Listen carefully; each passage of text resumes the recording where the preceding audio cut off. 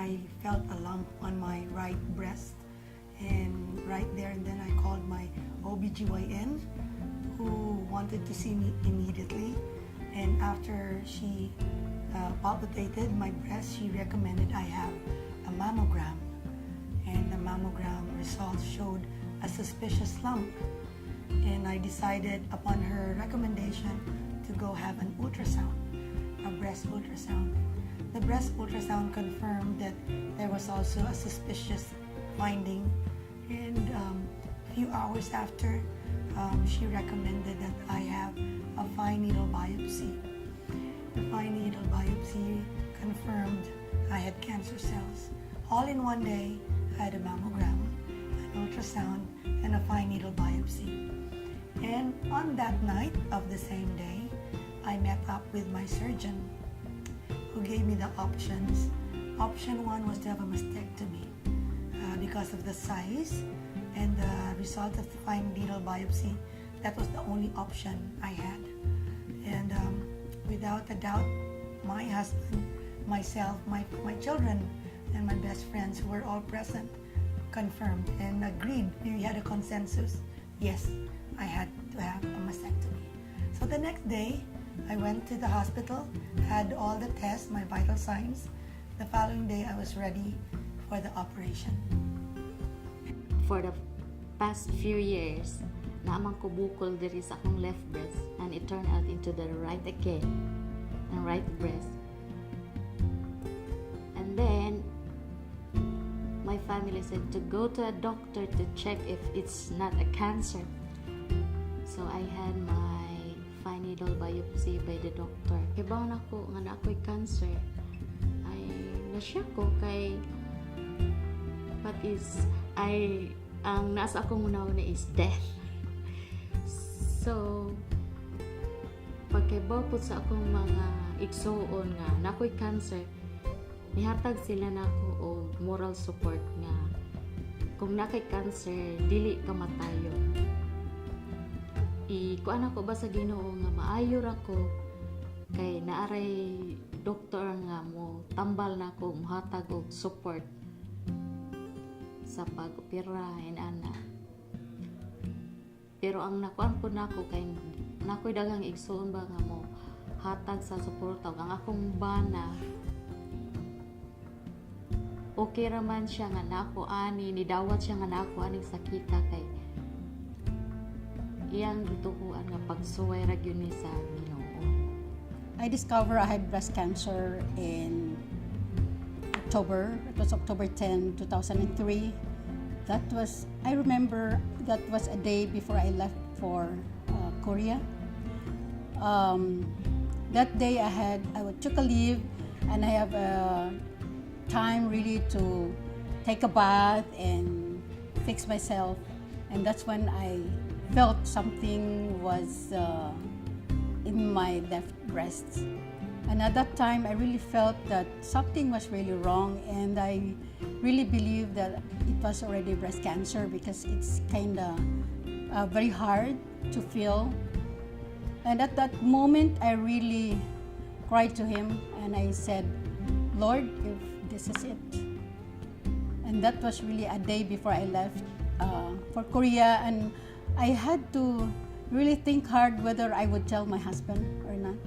When he came back from Korea, I went straight to my gynecologist. So when she felt it, she right away said, see my husband. And her husband is a surgeon.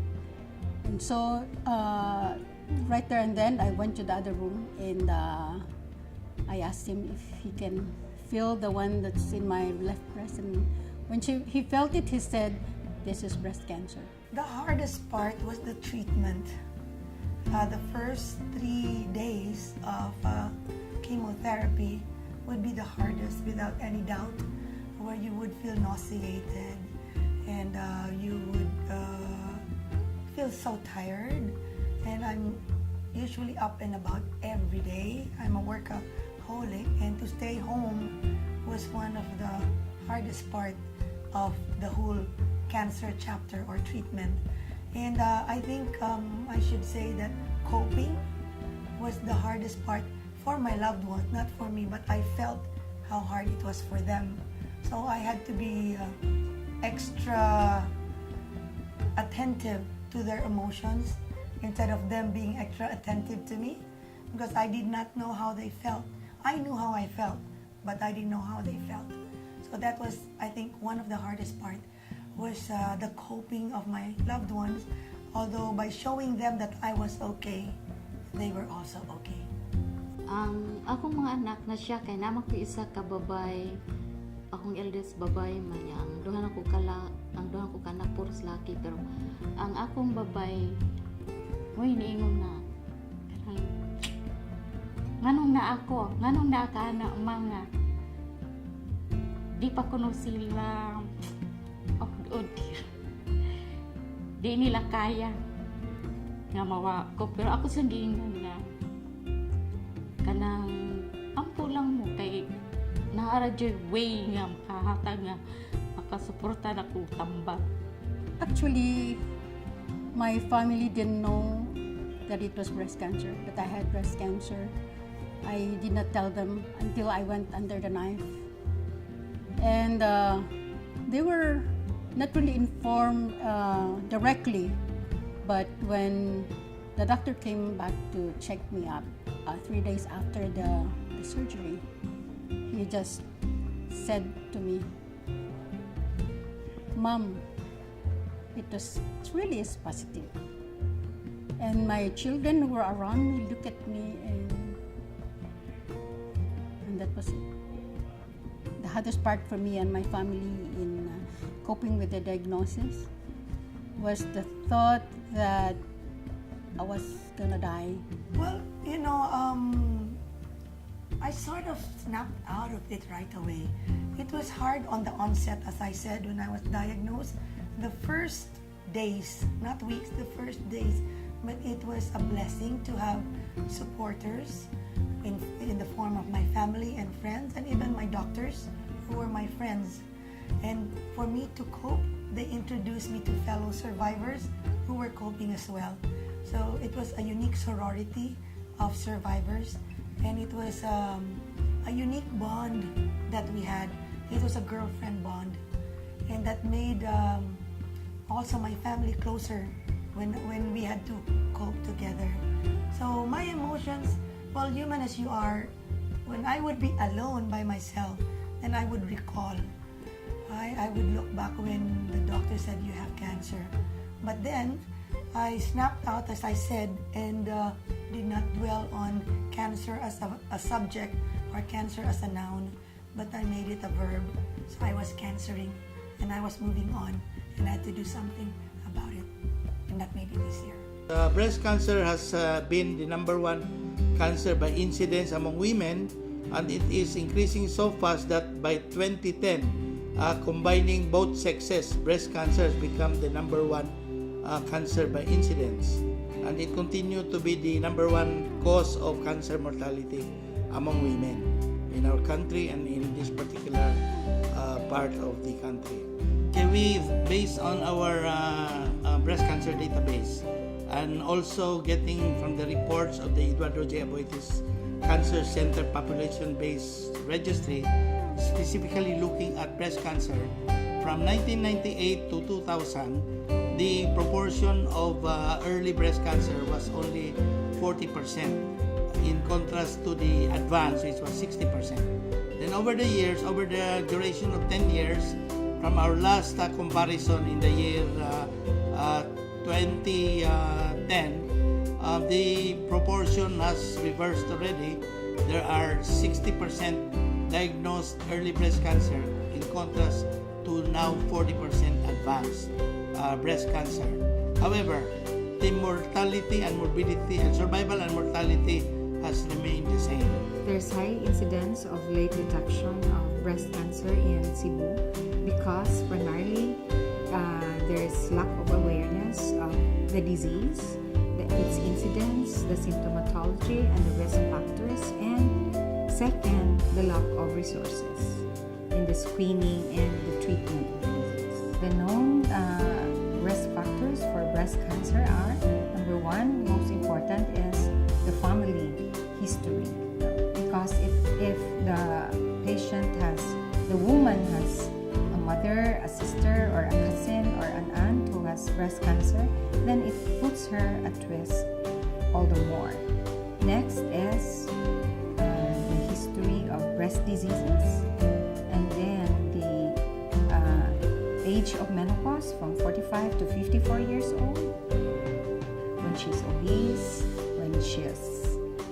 taking a lot of fat in her diet, lack of exercise, and smoking.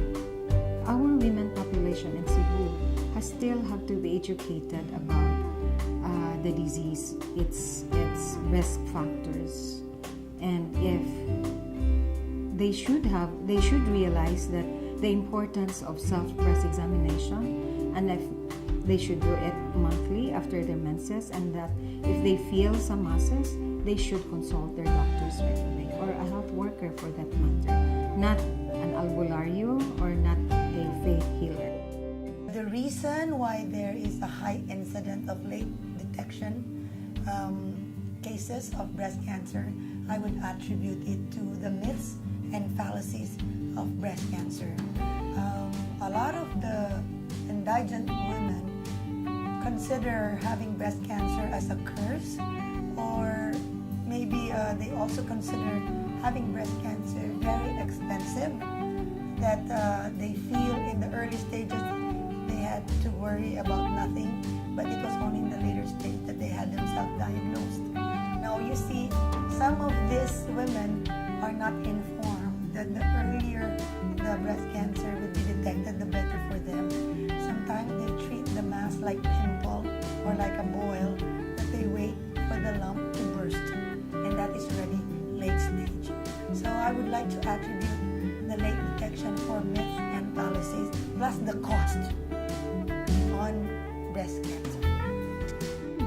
The late detection in breast cancer cases, I think, can be attributed to the attitude of women, because women, especially mothers, they always think of themselves the last, and since they think of them the last, they wouldn't think of bringing themselves to consult with the doctor if they feel something wrong in their body. Also, the lack of awareness or education about the breast cancer.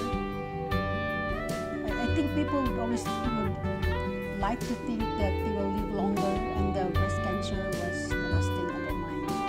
The reason why, even though if we have more early breast cancer diagnosed, and yet the mortality and survival has not changed, primarily because on access to treatment. While we are able to diagnose these women, but they do not have enough resources, and are still, a good percentage of them are still fearful about the outcome of breast cancer, and therefore they still end up with almost the same survival rate. When I say access, is, well, primarily financial, because it will take a lot of resources to go through surgery, chemotherapy, hormonal treatment, and yet there is a fraction of this population that will instead, in spite of the fact that they can afford or they can access financial resources, but they do not go through the treatment because of fear of outcome or fear of the procedure. Pag guman ako opera ko nakaingon ko nga thank God I'm free already nga. Di na ko kuan sa kong nauna nga na ako ani sakit. Ang ako lang ni kuan nga makigmingle po ko, parihan ako nga day na ay sakit, naparihan ako sakit kay makashare ko nila nga dili di ay kay nag-inusara ta, napay parihan nato, so napagyud tay chance nga mo survive ta kaysa among nakauban sa association na may mga 14 years 10 years kuan man nato nga naaday tay chance gyud nga mo live ta ug dugay nga makauban ta sa atong pamilya. People think that if you have cancer, you really are certain to die. But I'd like to believe that because I woke up from the surgery, from the breast cancer surgery, I'm not gonna die. I'm going to live. And this I have to tell my family. I said I could have died right away during the surgery, and since I did not, I'm very sure I will survive this breast cancer. I am involved in a cancer advocacy group, and it's called I Can Serve.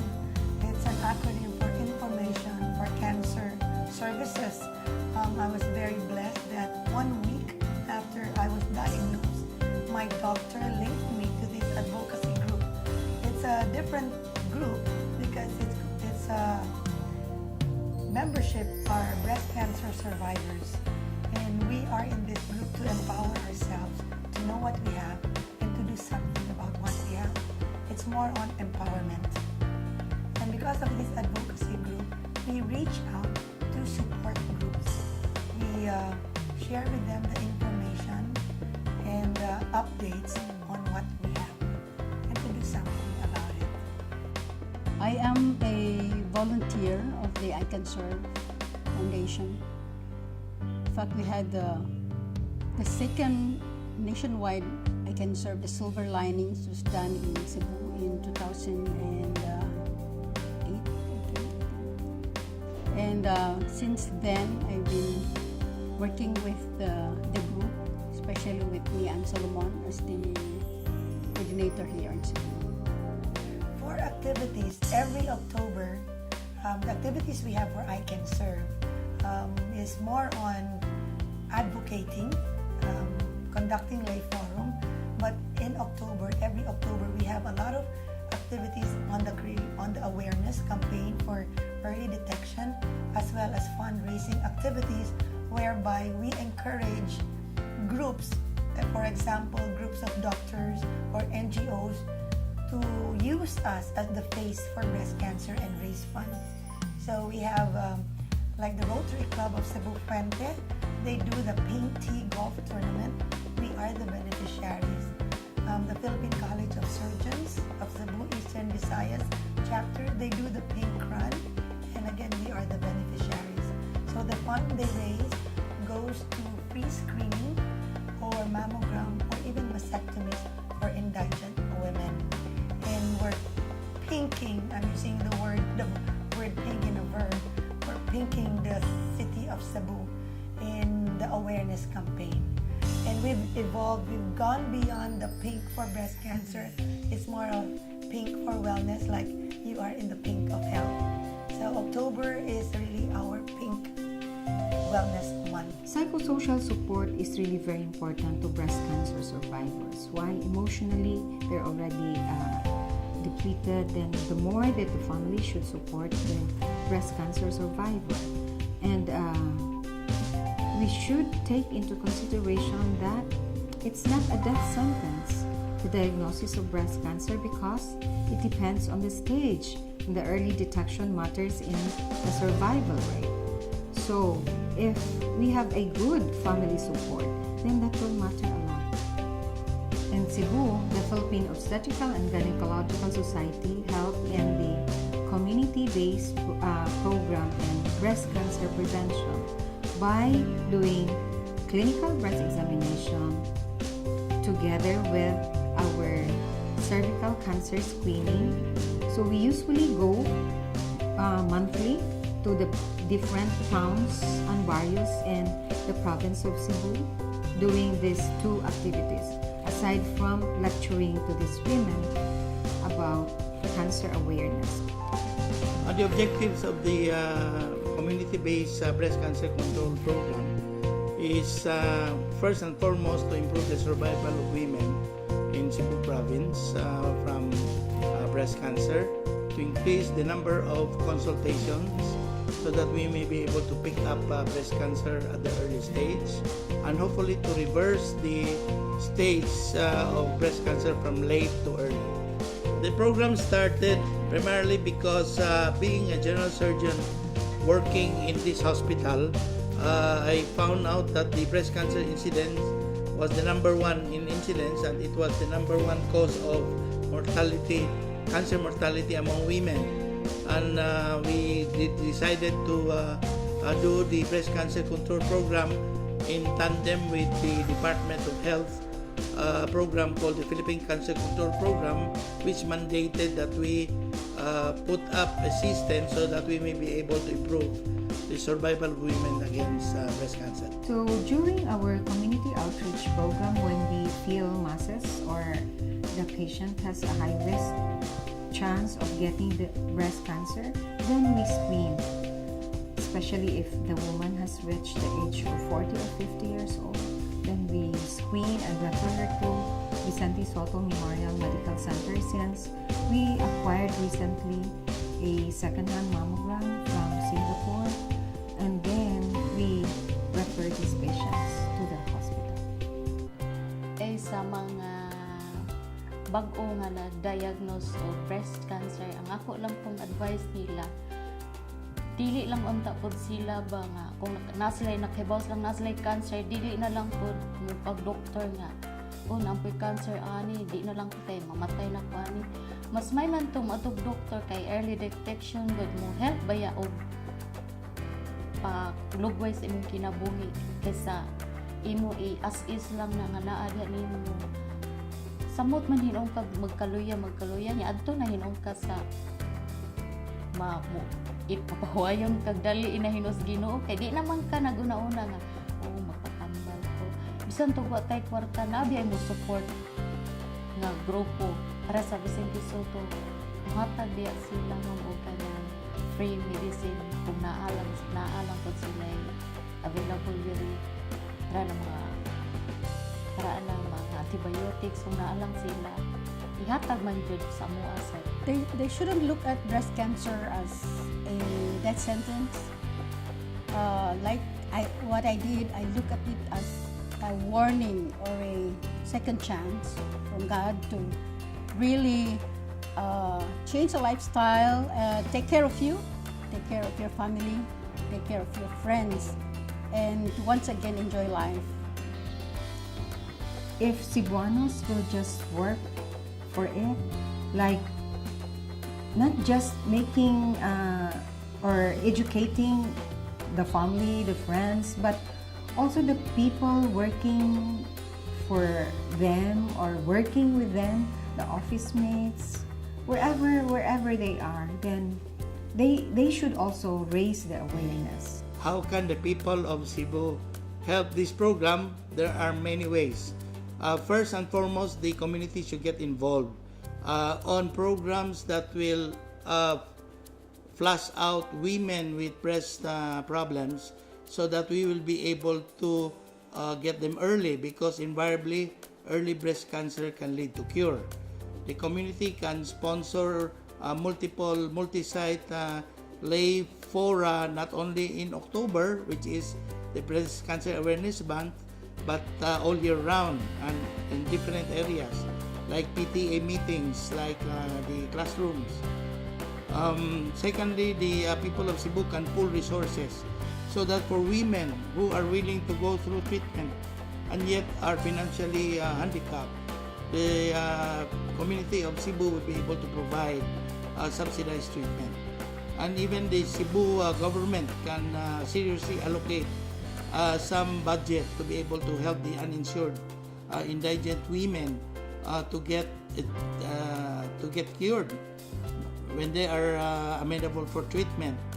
I think the health personnel should get educated and be proactive in promoting the breast cancer community outreach program, so that we may be able to not only educate but actually treat patients, not for patients to come to this big center, but for us to go to their areas and be able to diagnose them, and at the least biopsy, so that we will have enough documentation that these women indeed needs treatment. The people of Cebu can finally also look for partners outside who are willing of the same objective in trying to help these women, partner with them, and provide a conduit for all those resources to be utilized by women in our community, so that these women will have a fighting chance against breast cancer.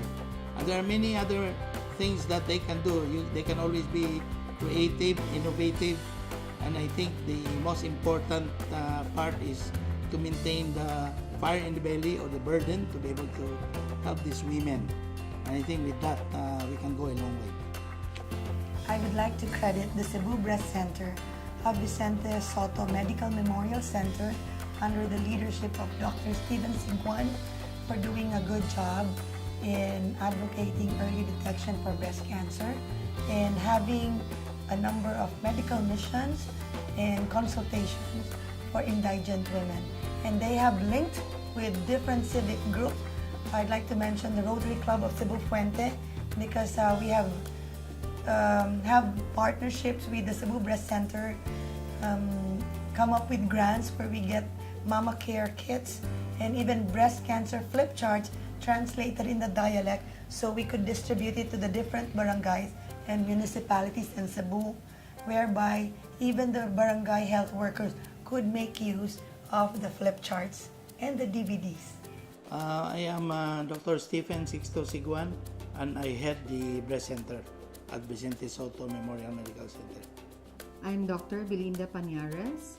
I'm the chair of the OBGYN department of Vicente Soto Memorial Medical Center, and presently I'm the regional director of the Philippine Obstetrical and Gynecological Society, Region 7. I'm Lolita Sato, a breast cancer survivor. I'm Nelia Flores Navarro. I am now the Provincial Director of the Department of Trade and Industry, Cebu Provincial Office, and I am a breast cancer survivor. My name is Nean Alcordo Solomon. I am a breast cancer survivor.